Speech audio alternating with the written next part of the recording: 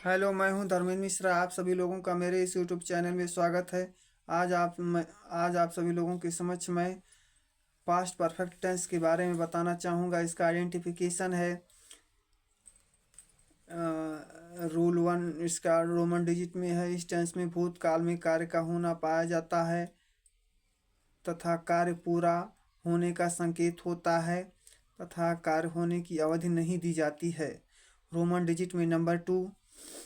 इस टेंस के हिंदी वाक्यों के अंत में प्रायः चुका था, चुकी थी, चुके थे आदि आते हैं तथा उसके बाद मैं आप सभी लोगों को अफर्मेटिव सेंटेंसेस के बारे में बताना चाहूँगा। रूल वन है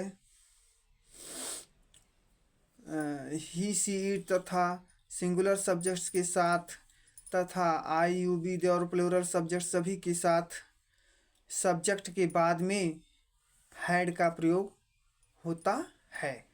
तत्पश्चात वर्ब थर्ड फॉर्म का प्रयोग किया जाता है, उसके बाद में ऑब्जेक्ट लगाया जाता है। और अब मैं आप सभी लोगों को इसका स्ट्रक्चर बताना चाहूँगा।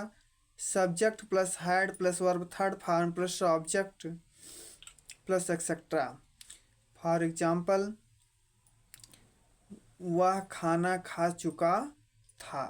ही हैड ईटन द फूड। तत्पश्चात मैं आप सभी लोगों को निगेटिव सेंटेंसेस के बारे में बताना चाहूँगा।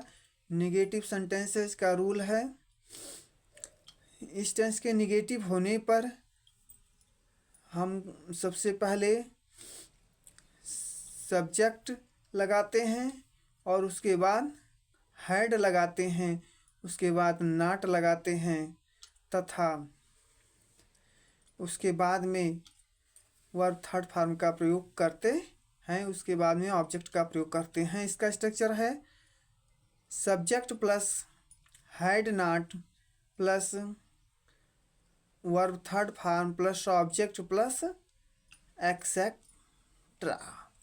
फॉर एग्जाम्पल, तुम कल किताब नहीं पढ़ चुके थे। You had not read a book yesterday. तत्पश्चात आगे मैं आप सभी लोगों को इंट्रोगेटिव सेंटेंसेस के बारे में बताना चाहूँगा। इंट्रोगेटिव में रूल पहला है, यदि हिंदी वाक्य में सबसे पहले क्या आए तो इंग्लिश में ट्रांसलेशन करते समय सबसे पहले हैड का प्रयोग करते हैं, फिर सब्जेक्ट लगाते हैं, उसके बाद में वर्ब थर्ड फॉर्म लगाते हैं, उसके बाद में ऑब्जेक्ट का प्रयोग करते हैं तथा एक्सेट्रा का प्रयोग किया जाता है। स्ट्रक्चर है had plus subject plus verb third form plus object plus etcetera plus question mark. For example, क्या तुम कल दिल्ली पहुंच चुके थे।